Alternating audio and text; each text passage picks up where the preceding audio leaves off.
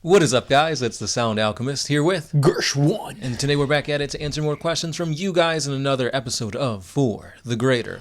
This is a video series where we answer the questions left by you, the viewer. If you have a question for us, comment down below. Put a question in front of your question because we get those questions first.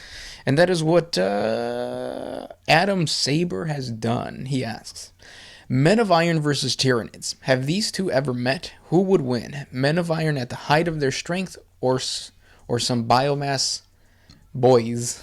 Biomass boys. So the way that the timeline of 40K works, they didn't really encounter each other somewhat. Because, of course, we see the whole Tyranid threat looming at the 40th millennium. But, there are instances that, Bigfoot is actually a Tyranid, splintered off from, ages before. Any cryptid, for that matter, could be a Tyranid. Yep. But in the normal sense, they haven't encountered each other. Right, yeah. And then the height of the Men of Iron, their power would be during the, right before the Age of Strife. Mm-hmm. So, the Golden Age of, the Dark Age of Technology, yeah. And, yeah, like you said, during that time, the only Tyranids in here are maybe the cryptids. Yeah, and that's, if they survived, from years past, because we've seen all the documentaries of finding Bigfoot and is the Loch Ness monster real, and nobody's ever found anything. Nope. And in the 41st millennium, they kind of just left Terra. Yeah, kind of, somewhat. Yeah, they still live in my heart though. Mm-hmm. Now he does say what if they would fight at the height of their power? I think it would be a really good match, but ultimately the Tyranids would just beat the Men of Iron because the Men of Iron were AI. They were technologically advanced, but to the point that the Imperium is technologically advanced. Right. Not to the technological advancements of the Necrons. Exactly. So and obviously they don't use warp powers. So yeah, I think the Tyranids would get it. Yeah. The more I think about it, I don't see how the Men of Iron can push back the Tyranid horde, especially with the Men of Iron, since they are machines and stuff. They need upkeep with the acids and whatnot that the Tyranids can spit on them. That could probably mess up their joints and stuff like that. So yeah, I'm giving it to the Tyranids. Yeah, there's more ways to kill the Men of Iron than there are ways to kill the Nids. Right, and not just that, but we've seen examples in the past of the Tau, which are fighting with highly technological weaponry and stuff like that, where they're beating the Tyranids at first, but then the hive mind adapts to what they're fighting, and now the weapons and ammunition that the Tau are using doesn't really affect them as much. So I think through that highly advanced evolution that the Tyranids can dish out and use, they'll win it in a matter of months, maybe. Yeah.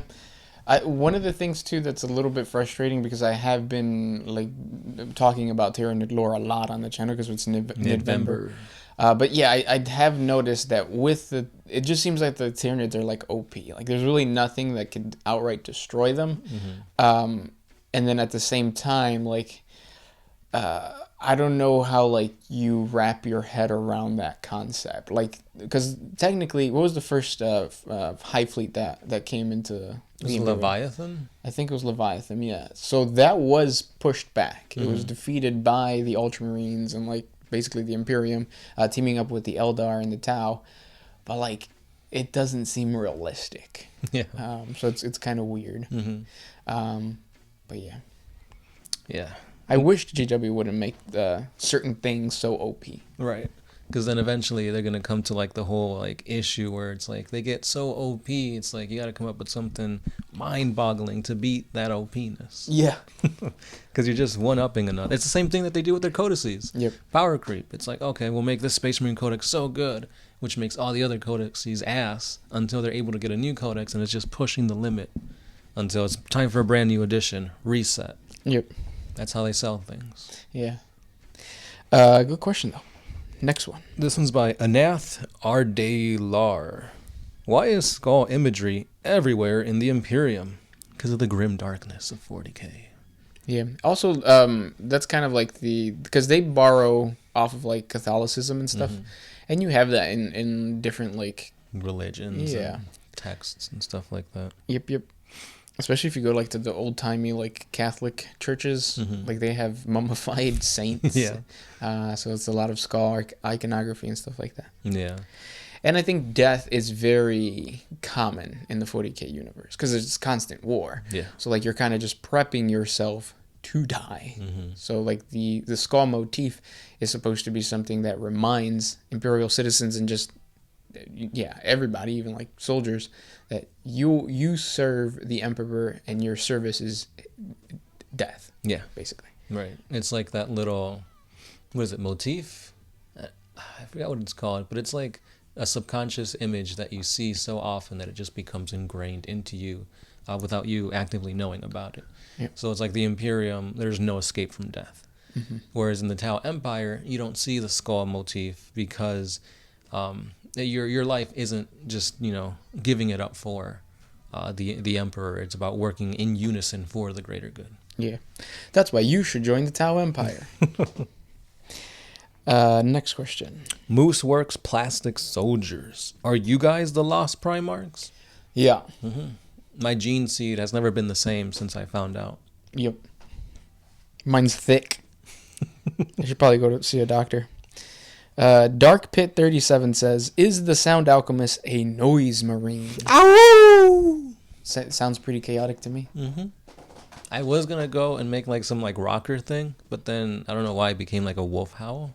The thing about noise marines and like rock and roll is that you create your own. Yeah. Because perfection, right? Yeah. Next question. This one's by The Big One. Do you think that GW would ever hire me since I'm an ex-con from the hood who loves 40K and can take out all their haters? That's all a Games Workshop is looking for. Especially with their, what was it, like anti-hates thing they did like a day or two ago? Yep. Yeah. That's crazy that they actually had to go ahead and make like another announcement. Like, hey, we don't condone this. Stop. Yeah. Because I think the internet, like, there's always a small minority, a loud minority that always like takes up that call and does stupid shit. Yeah, it's like, well, oh look, the Imperium's doing all this xenophobic stuff. Why can't we? Yeah, it's like, dude, this is fantasy. They're orcs. Yeah, yeah.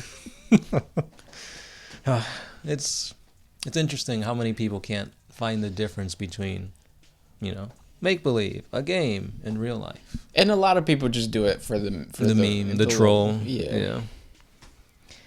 Just like, I guess we do the reverse of that because we say, yay, female space marines, so that you guys can go like, they can't exist. That's what the Sisters of Battle are. Yeah, that's how you guys are.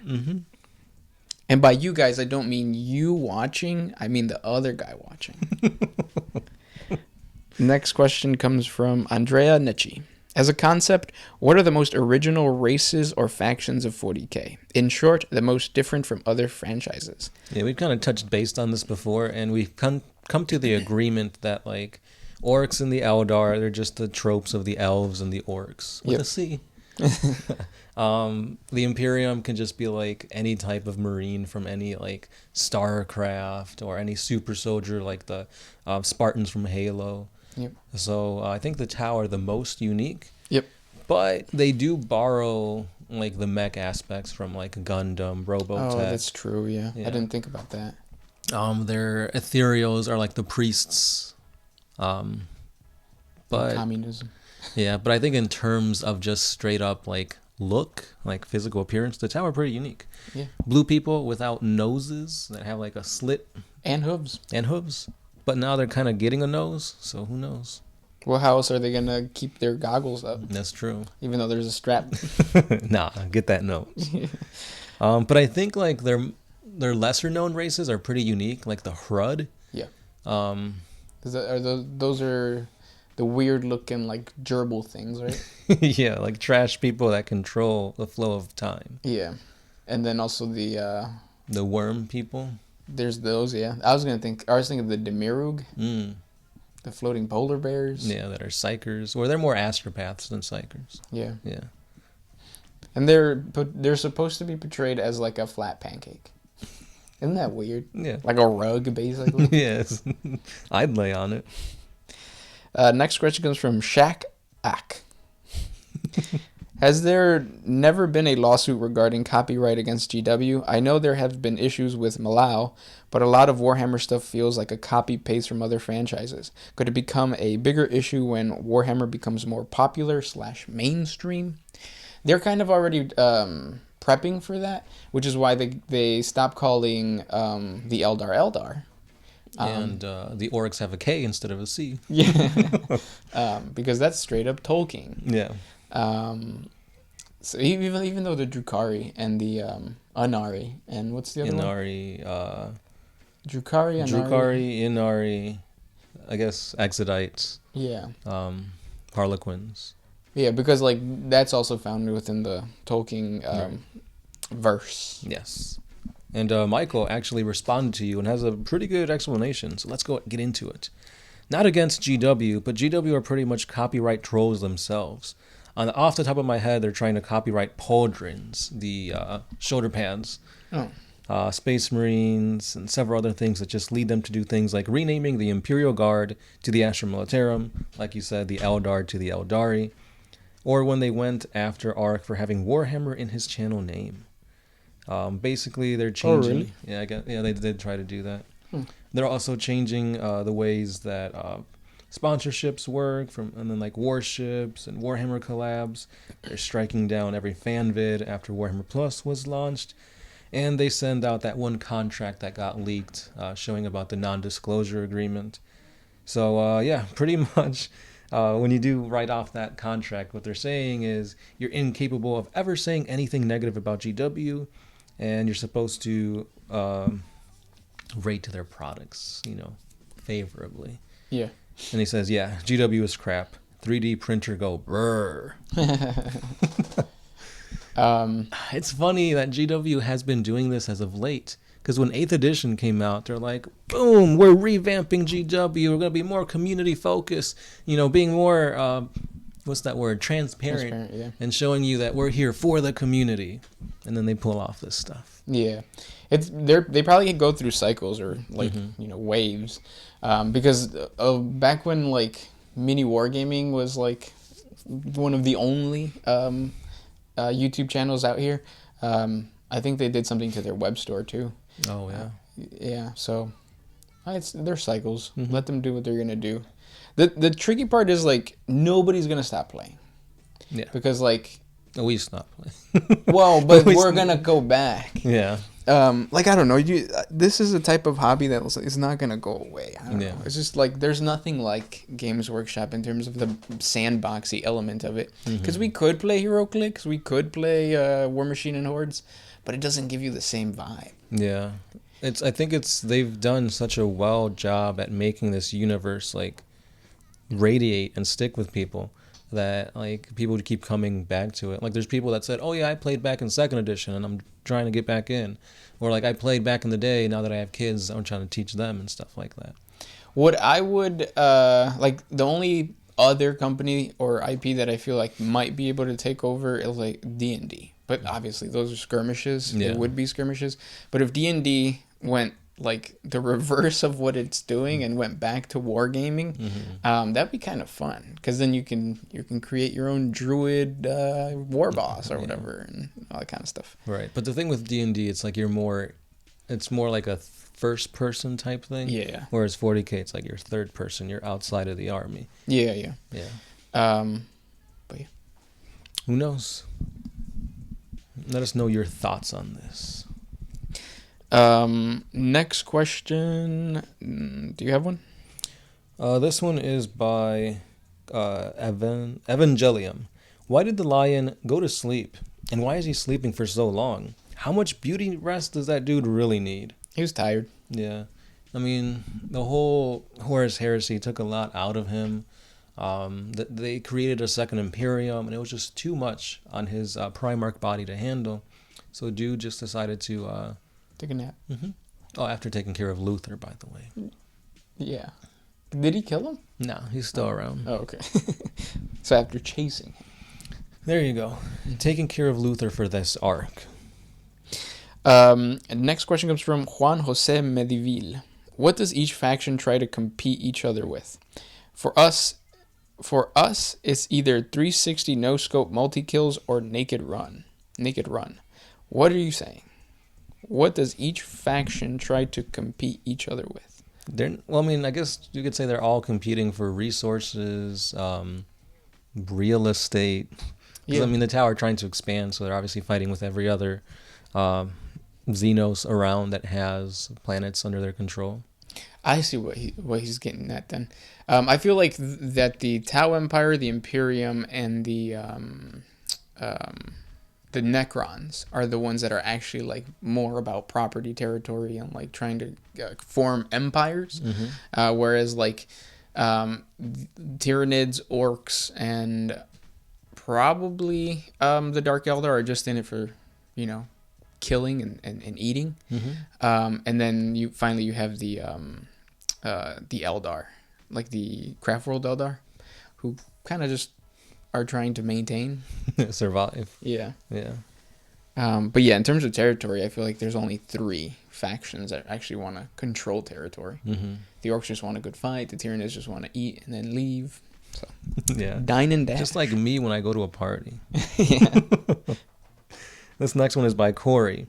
This question also fits the topic of Tyranid November. Nidvember. Yeah. Could the Tyranids use orcs to create farms and have a limitless supply of biomass? Like, could the Tyranids take over a planet, kill an orc on it, release its spores, and then have the Tyranids let it grow to become Gretchen orcs, kill it before it can fight back, and just keep this doing over and over and over again? Doing this on a large scale, like an entire planet, as a biomass farm, and the Tyranids could become even more unstoppable. Yep. So, in the latest Nidvember video that I posted, this is being filmed on Sunday, so it came out on Sunday. I talk about how the Tyranids would defeat the orcs. Yeah. Well, every faction, but orcs are in there. Yeah. And I think the only way to, like, it's not even defeating them, but yes, farming them. And then, because I did a 40facts or a lore video on bioships, and like I realized that bioships are very flexible. Like you can create a bioship for pretty much anything. So why not create some type of incubation style bioship where these like spores are in there? They can mature to a full orc, and then the Tyranids basically just dissolve the orcs in some type of fluid or acid or something like that.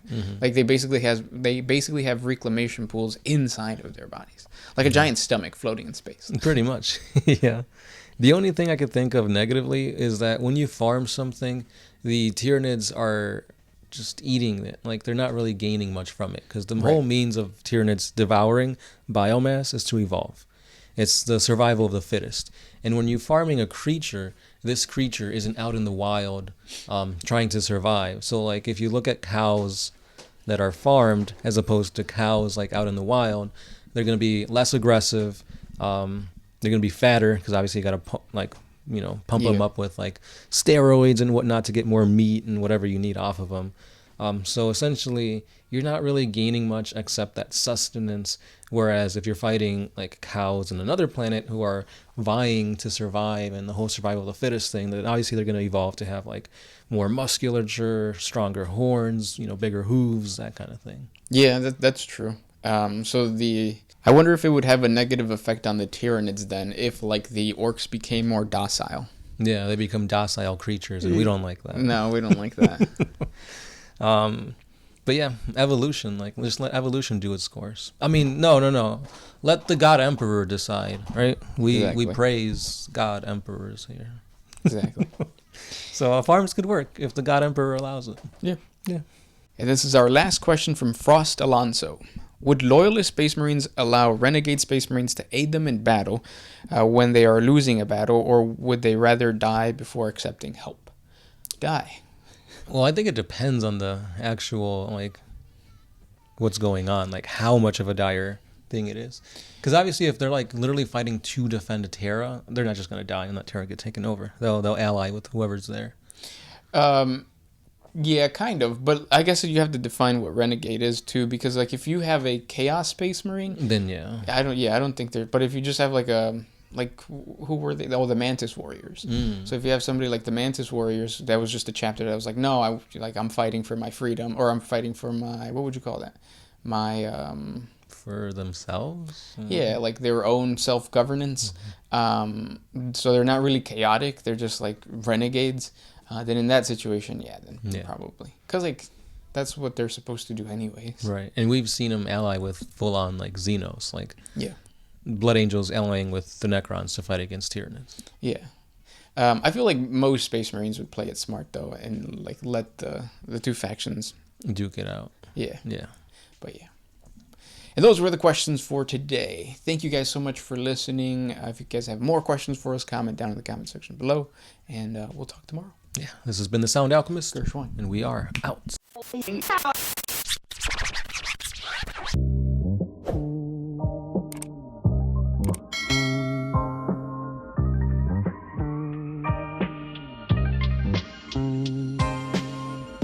Always used to put my freedom first in any situation.